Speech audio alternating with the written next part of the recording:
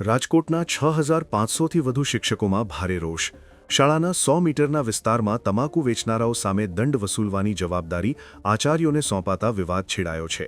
શિક્ષકોનો સ્પષ્ટ સૂર છે કે અમારું કામ બાળકોનું ભવિષ્ય ઘડવાનું છે, દંડ ઉઘરાવવાનું નહીં. નવા પરિપત્રને કારણે આચાર્યો અને સ્થાનિક દુકાનદારો વચ્ચે ઘર્ષણ થવાની ભીતિ સેવાઈ રહી છે. શિક્ષકોનું માનવું છે કે આવી બિનશૈક્ષણિક કામગીરીથી બાળકોના અભ્યાસ પર માઠી અસર પડશે. આ કામગીરી પોલીસ કે નશાબંધી વિભાગને સોંપવામાં આવે તેવી ઉગ્ર માંગ ઉઠી છે.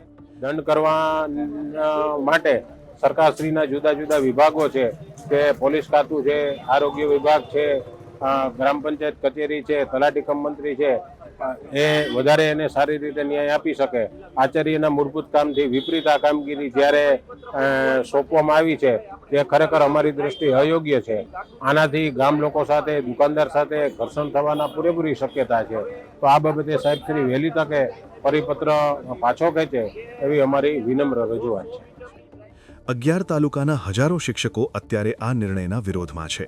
જો આ પરિપત્ર રદ કરવામાં નહીં આવે તો આગામી દિવસોમાં આ આંદોલન વધુ તેજ બને તેવી શક્યતા છે.